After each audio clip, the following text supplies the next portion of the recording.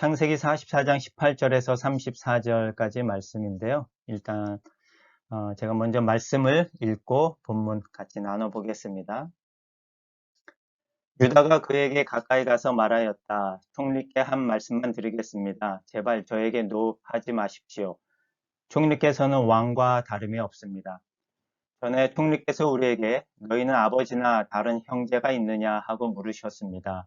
그래서 우리에게는 나이 많은 아버지가 계시고 또 아버지가 노년에 낳은 어린 동생이 있는데 그의 형은 죽었고 그의 어머니가 낳은 아들 중에서 그만 남았으므로 아버지가 그를 무척 사랑합니다 하고 대답하였습니다. 그때 총리께서는 우리에게 그 아이를 데리고 와서 대면하게 하라고 하셨으므로 우리는 그 아이가 아버지를 떠날 수 없으며 만일 떠나게 되면 아버지가 죽게 될 것이라고 대답하였습니다. 그러나 총리께서는 우리에게 너희 막내 동생을 데려오지 않으면 너희가 다시는 나를 보지 못할 것이다 라고 하셨습니다. 그래서 우리가 우리 아버지에게 돌아가서 총리께서 하신 말씀을 그대로 전했습니다. 그 후에 우리 아버지가 다시 가서 양식을 좀 사오라고 하셨을 때 우리는 이렇게 대답하였습니다. 우리가 내려갈 수 없습니다. 막내 동생을 우리와 함께 가게 해주시면 우리가 내려가겠습니다. 그러나 막내 동생과 함께 가지 않으면 우리는 그 사람을 볼 수가 없습니다. 그때 아버지께서 이렇게 말씀하셨습니다. 너희도 알겠지만 내 아내 라헬은 나에게 두 아들만 낳아주었다. 그런데 하나는 나를 떠났으니 맹수에게 찢겨 죽은 것이 틀림없다. 그때 이후로 내가 아직 그를 보지 못했는데 너희가 이 아이마저 내게서 뺏어가려고 하는구나.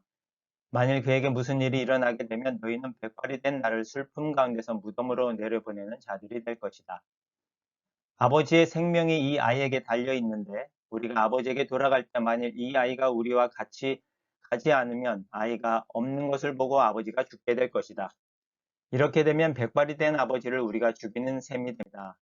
게다가 나는 아버지에게 목숨을 걸고 이 아이의 안전을 보장하며 만일 이 아이를 아버지에게 데리고 돌아오지 않으면 내가 평생 동안 그 죄의 대가를 치르겠습니다 하고 약속했습니다. 이 아이 대신 내가 총리의 종이 되어 여기에 머물러 있겠습니다. 그러니 제발 이 아이는 형제들과 함께 돌아가게 해 주십시오.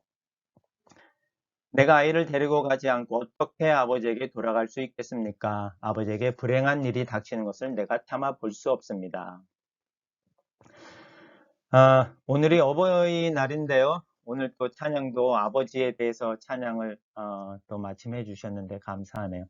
아마도 지난 주말 동안 부모님들하고 좋은 시간들을 가졌을 것 같은데 오늘 아침 오늘 이 44장 본문을 갖고는 유다의 효성이라는 제목으로 같이 한번 말씀 나눠보겠습니다.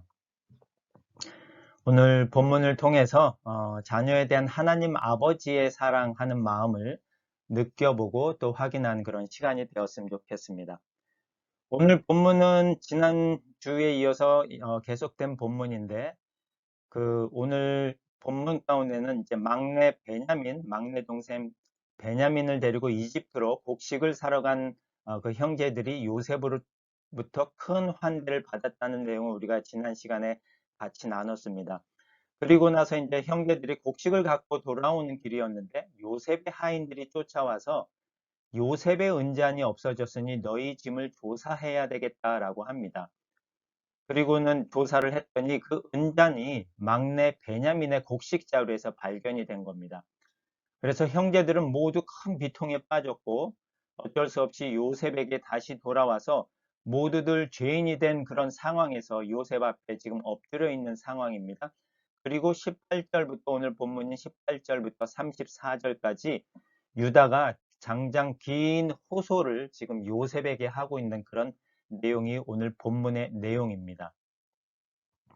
그런데 오늘 본문의 내용을 이렇게 계속 읽으면서 보면은 유독 많이 반복되는 단어 하나가 나오는데 그 단어가 바로 여러분도 뭐 생각을 하셨겠지만 아버지라는 그런 단어가 계속 반복이 되어서 나오고 있습니다. 그래서 너희는 아버지나 다른 형제가 있느냐? 우리에겐 나이 많은 아버지가 계십니다. 또 아버지가 그를 무척 사랑하십니다. 그 아이가 아버지를 떠날 수 없으며 아버지께서 이렇게 말씀하셨습니다. 아버지의 생명이 이 아이에게 달려 있습니다. 라고 하는 그 아버지라는 단어가 유독 많이 반복이 되면서 사용되는 오늘 본문의 말씀을 우리가 살펴볼 수 있습니다. 그런데 이 아버지를 계속 언급하고 있는 그 사람은 지금 누구냐면 유다입니다. 어느 순간부터 유다가 이 형제들을 대표해서 지금 요셉에게 말하고 있는 그런 부분이 나옵니다. 원래 장자는 루벤이라는 그 형이 장자여서 그 대표를 했었는데 두 번째 곡식을 사러 오면서부터는 루벤은 어디 갔는지 안 보이고 유다가 이제 중심에 서서 대표 역할을 하고 오늘 본문 가운데 요셉에게 말을 하고 있는 모습이 나옵니다.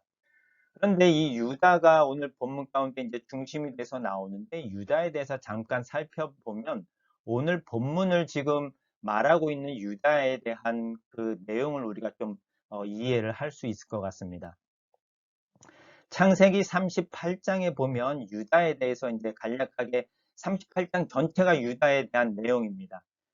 지금 이 38장 앞이나 뒤로 37장이나 39장부터 오늘 본문에 이르기까지 주인공은 누구냐면 요셉이라고 하는 그 사람이 주인공인데 38장에 난데없이 유다가 이제 끼어들어서 유다에 대한 내용이 38장 전체에 대해서 이제 기록이 되고 있는데 그 38장의 내용은 뭐냐면 그러니까 유다와 며느리 다말에 관련된 그 내용이 오늘 38장인데 그 서두의 1절과 2절, 그 다음에 11절을 보면 유다가 그 요셉을 이집트의 종으로 팔자라고 37장에서 얘기한 이후 요셉이 팔려간 이후에 38장에서는 유다가 형제들, 가족들을 떠나서 1절에 보니까 아둘람 사람 히라에 가서 그와 함께 머물러 있었다라고 합니다. 아무래도 요셉을 팔아버린 거에 대한 또 여러 가지 회의나 그런 마음들이 있었는지 가족을 떠나서 이제 다른 곳에 가서 거하고 있고 2절에는 보니까 또 가나안 사람 수아의 딸이라는 사람을 만나서 결혼을 합니다. 그리고는 세 아들을 낳습니다. 어, 엘과 오난과 셀라라는 세 아들을 낳는데 첫째와 둘째 아들이 죽어버립니다. 그리고 나서는 형사취수법이라고 하는 그런 독특한 법에 의해서 그 첫째의 며느리를 둘째 아들이나 셋째 아들이 취해서 대를 잇게 하는 아들을 낳게 하는 그런 일들이 있었는데 그 일들로 인해서 지금 어, 며느리인 다말이 그 그리스도 메시아의 계보를 이어가게 되는 그런 일들이 나타나게 되는데 근데 이 아버지 유다가 셋째 아들 셀라를 그 며느리 다말한테 줘야 되는데 아직 나이가 어려서 주지 않았는데 그 마음의 본심은 어떤 생각이 있었냐면 노랗게 지금 하이라이트 했는데 그가 이렇게 말한 것은 셀라도 그 형들처럼 죽을지 모른다는 두려움 때문에 그 막내 아들을 며느리 다말한테 주지 않았거든요. 지금 이 아버지 유다는 어떤 상황을 겪었냐면 아들이 셋이 있었는데 두 아들이 죽었고 막내 아들이 있는데 막내 아들도 죽을지 모른다라는 그런 두려움 때문에 아들에 대한 집착이나 사랑이 유독 큰 상황이 되어 있습니다. 그런데 이 유다가 지금 야곱의 그런 마음을 지금 어느 정도 헤아리면서 말을 하고 있는 오늘 본문의 모습을 우리가 볼 수 있습니다. 오늘 본문 가운데 보면 야곱은 막내 아들인 베냐민을 유독 사랑하고 있습니다. 요셉을 잃은 이후로 베냐민을 유독 사랑하고 있었는데 그 베냐민을 이집트에 내려보내야만 되는 그런 상황 가운데 야곱이 끝까지 버티다가 결국에는 그 베냐민을 이제 내려보내는 그런 상황이 되고 맙니다. 그런 상황 가운데 그 유다가 그 아버지의 야곱의 그런 마음을 충분히 이해를 하면서 요셉에게 이제 호소하는 그런 모습들이 오늘 본문 29절이나 30절에 나와 있는데 29절에 보니까 너희는 이제 야곱이 그 아들들에게 말을 하는 장면입니다. 너희가 이 아이 베냐민마저 내게서 뺏어가려고 하는구나. 만일 그에게 무슨 일이 일어나게 되면 너희는 백발이 된 나를 슬픔 가운데서 무덤으로 내려보내는 자들이 될 것이다.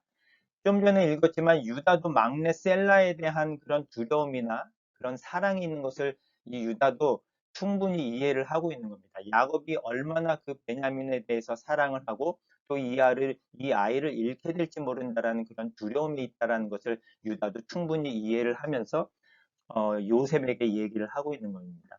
아버지의 생명이 이 아이에게 달려 있는데 우리가 아버지에게 돌아갈 때 만약 이 아이가 우리와 가지 않으면 아이가 없는 것을 보고 아버지가 죽게 될 것입니다. 라고 하면서 아버지가 얼마나 그 아들에 대한 사랑이 크고 또 큰지를 지금 요셉에게 얘기를 하고 있는 장면입니다. 그리고 나서 그 아버지에 대한 사랑을 요셉에게 어필을 하면서 유다가 어떠한 제안을 하냐면 오늘 33절에 있는 것처럼 그 아이 베냐민 대신에 내가 남아서 총리의 종이 될 테니까 다른 형제들과 이 막내는 돌아가게 해주세요 라고 하면서 그런 희생의 제안을 하고 있는 모습을 볼 수 있습니다. 예전에는 그 요셉을 팔고 또 그 형제들 사이에 그런 사랑이 없었던 모습이었는데 오늘 본문 가운데 보면서 요셉은 유다를 통해서 형들이 얼마나 이 형제들 간의 사랑이 있고 또 자기의 목숨까지도 내놓으면서 희생을 하려고 하는 그런 모습을 발견을 하게 됩니다. 자기를 팔아버렸던 형들이 이제는 완전히 바뀌어서 오히려 그 막내 동생을 사랑하고 그 막내 동생을 또 위해서 희생까지 하려고 하는 그런 모습을 확인하는 요셉의 모습을 우리가 오늘 본문 가운데서 볼 수 있습니다. 그런데 이 오늘 본문의 내용을 그 문장으로 압축해서 보여주고 있는 오늘 본문이 있어요. 로마서 5장 8절입니다. 유다가 아버지에 대한 사랑을 요셉에게 얘기하면서 자기가 희생을 할지라도 이 아이만은 고쳐주세요, 살려주세요 라고 하는 그 오늘 스토리에 대한 모든 창세기에 대한 내용을 오늘 로마서 5장 8절에서는 바울이 한 문장으로 딱 정리를 하고 있는데 그 5장 8절이 어떻게 기록이 되어 있냐면 그러나 우리가 아직 죄인 되었을 때에 그리스도께서 우리를 위해 죽으심으로 하나님께서 우리에 대한 사랑을 나타내셨습니다. 라고 하는 이 5장 8절의 말씀을 갖고 오늘 본문 창세기 44장의 스토리를 요약을 하고 있습니다. 그 내용은 죄인 되었을 때라는 그 말은 바로 베냐민이 그 요셉의 은잔을 훔쳤다라고 하는 뭐 누명 아닌 그런 누명으로 죄인에 몰려 있는 상황입니다. 지금 베냐민뿐만이 아니라 모든 형제들이 죄인이 되어서 요셉 앞에 지금 엎드려 있는 그런 상황입니다. 그래서 죄인이 되었을 때에라고 우리의 그 상황을 지금 표현. 이제는 그리스도께서 우리를 위해 죽으심으로 이 말씀은 그리스도께서 우리를 향한 희생을 나타내고 있는데 오늘 본문에서 유다가 요셉에게 이 베냐민 대신에 내가 총리의 종이 되어 여기에 머물러 있겠습니다라고 하면서 자신의 희생을 나타내는 모습을 볼 수 있습니다. 그 희생이 장차 오실 그리스도의 우리를 향한 희생과 지금 그림자의 모습으로 보여주고 있는 모습을 볼 수 있습니다. 하나님께서 이러한 일로 우리에 대한 사랑을 나타내셨습니다라고 바울 사도가 고백을 하고 있습니다. 우리가 죄인 되었을 때 그리스도께서 우리를 위해 죽으심으로 희생하는 것을 통해서 그 사랑을 나타내셨습니다.